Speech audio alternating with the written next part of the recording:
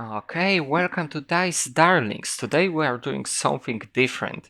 Today I'm making a robot from the scratch using mostly junk I found around the house and in the thrift shop. So as you can see, it's some kind of scout mech. I really like this design of this huge oven on legs. No offense to Gundams, I love like the humanoid mechs, but there's something endearing in just a huge geometrical shape on legs. I honestly wish I would do more variation of this. And this is essentially just the same robot from different angles, but it will do for a first project. On the side you can see a project of Cyberraptor. It's something that's been on my mind for some time. Maybe it's a next project, I don't know yet. I've just barely finished this one and it almost took my life. Yeah, it was pretty rough. Anyways, I will leave you to it and we see each other in the building chapter. Bye bye!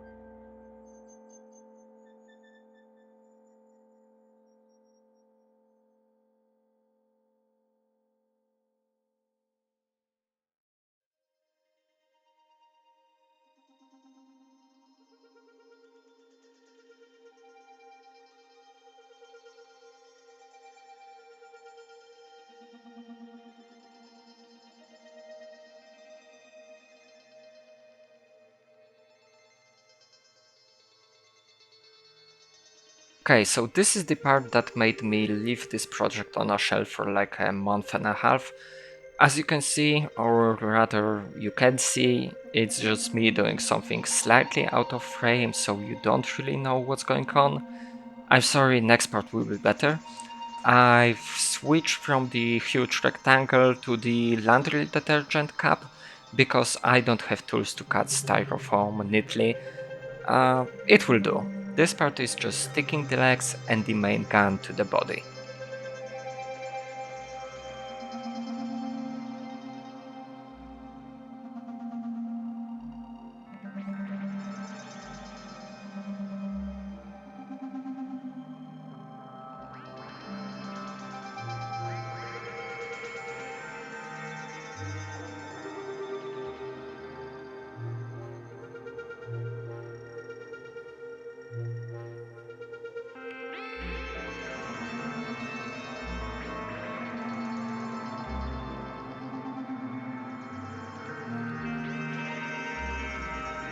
In this part I've corrected my camera angle, you don't have to be thankful.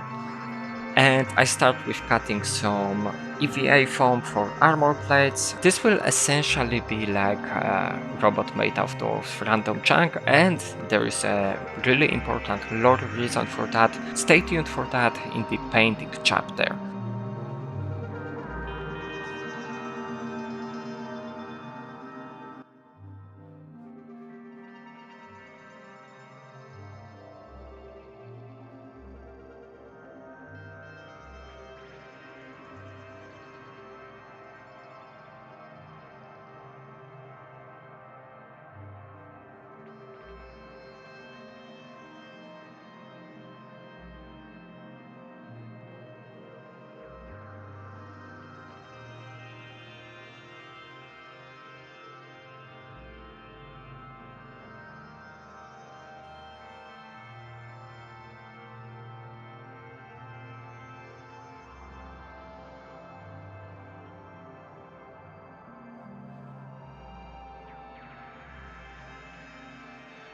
And I'm gluing leg rotors.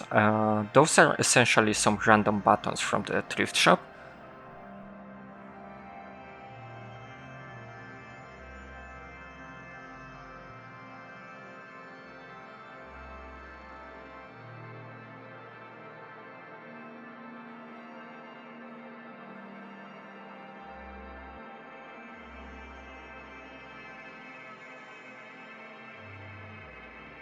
This part is me essentially gluing the side weapon.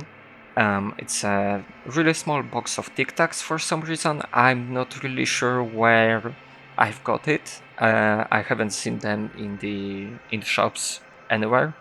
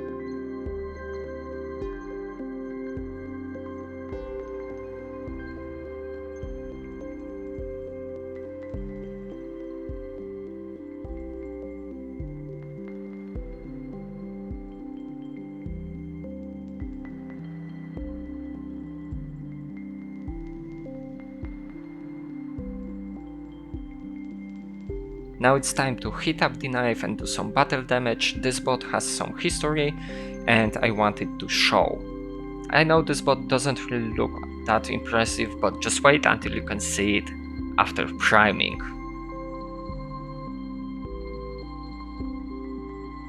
Yeah, much better, right? Time to start painting, and here is a free life hack for you.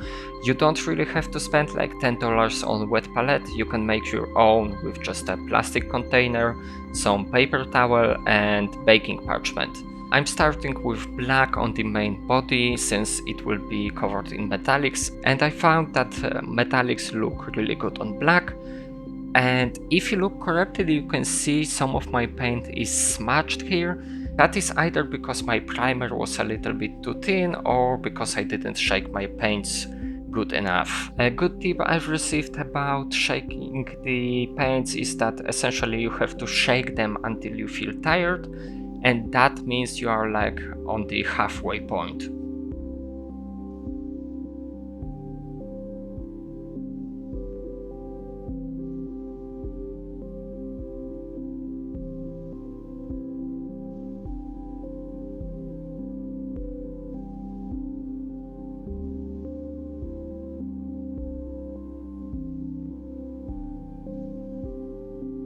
You can see I went with red here. This part is essentially collected from a different part than the main body, so I figured the good way to signify that is giving it this bright and vibrant color palette.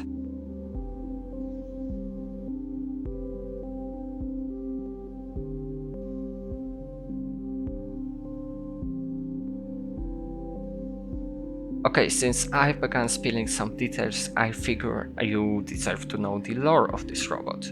The way the story goes, or at least the way I was told it, many years ago, humanity faced the crisis. The natural resources of the planet were diminishing very quickly, and the space travel was still in its early stages, so there was no way they could relocate to a different planet. Best idea that they could think of was creating an AI to manage the resources consumption and use them as efficiently as it can.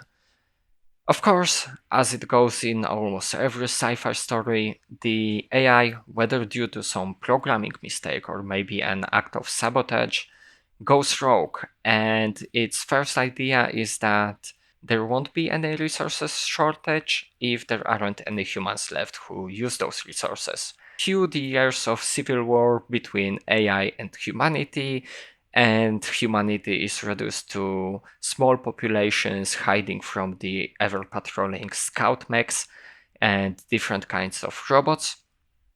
And AI, since its prime goal is to conserve the resources, makes its army from junk, essentially reusing every part it can find that's at least in a workable shape. So in this case, you can see that the legs are from some kind of construction boat used to construct houses and buildings. The main body is some kind of like space shuttle part that's been used to explore space for habitable planets. I believe jetpacks and the side weapons are essentially a military equipment that was still in the workable shape. AI doesn't produce a new parts, it just reuses old ones. So every mech is different, every mech is unique. There are some flying ones, there are some aquatic ones. I like to think that this one is used for like a mountain terrain, essentially for scouting out human populations and gathering info for the incoming attack against humans.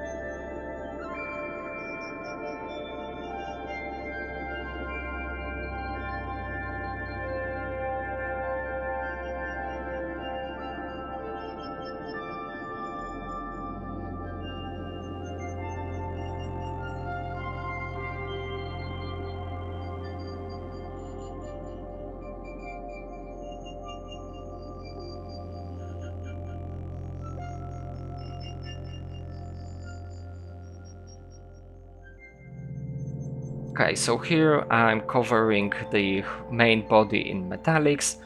This is something new for me. I don't really use metallics on such large surfaces because I think it's looking kind of cheap. But don't worry, we will of course cover it in rust and different types of gram later, so it will balance out.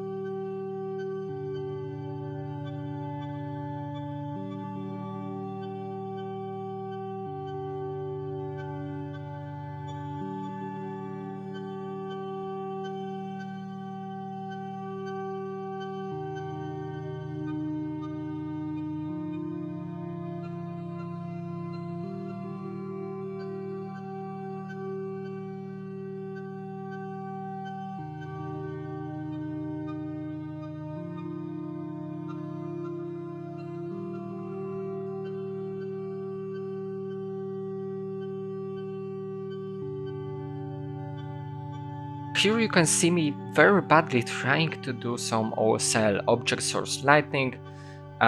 Essentially the idea is that those parts under the knee are giving off some light and throwing some light on the surrounding parts. It went really badly and I wish I didn't do it, but it's something I found that helps me with drawings. Whenever I draw, I essentially use like a fine liner or just a regular pen, because with normal pens and ink you can't really remove your mistakes, and I found that it helps me to improve. Essentially I can later look at the previous works and see what went wrong and how better I'm becoming by practice.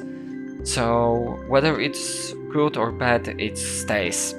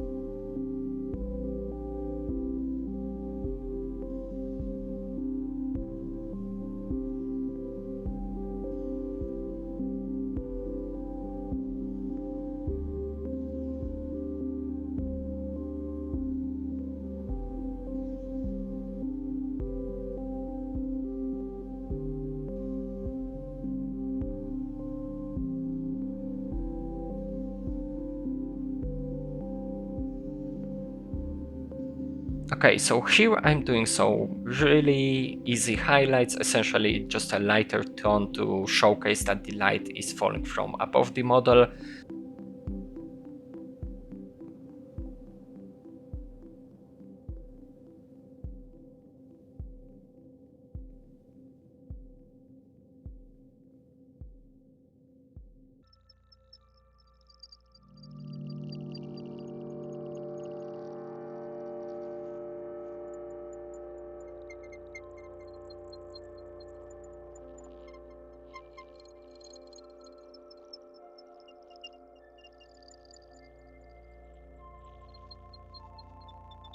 The best part about orange highlights is that I can use the paint to make some rust on the main body, and I was a bit hesitant with going so far with this, basically covering the entire body in rust, but it was really satisfying to do. I hope it's satisfying to look at, and honestly I cannot recommend it enough. Cover your models in rust, it's really just a wonderful feeling.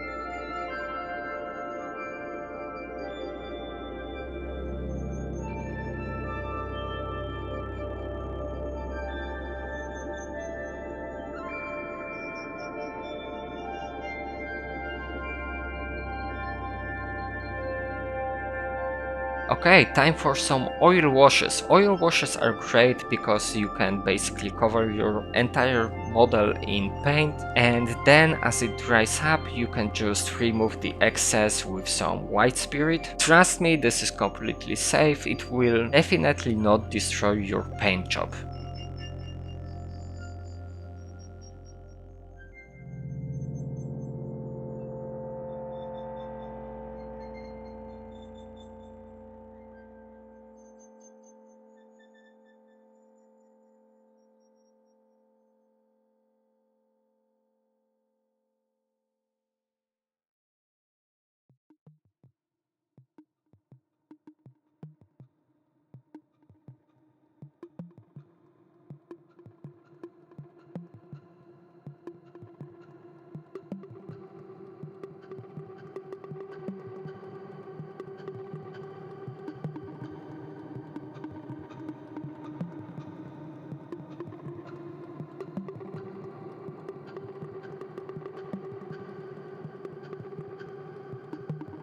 Here you can see that the oil wash is dried, so we can start taking off the excess.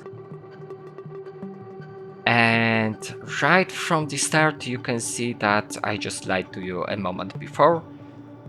Yeah, it basically took the whole paint layer from the side weapon.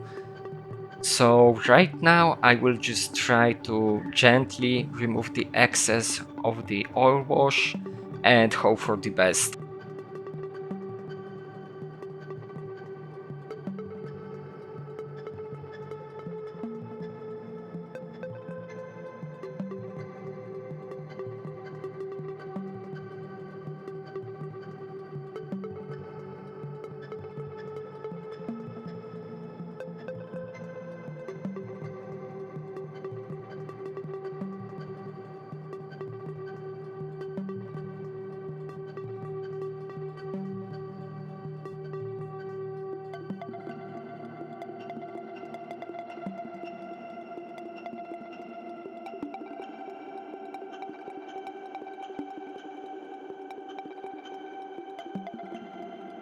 I would rate this project like 6 out of 10. It was my first project like that and I really didn't know what I'm doing, but I found it satisfying once I got the energy and time to sit at it for like an hour, and I definitely want to make a next project like that.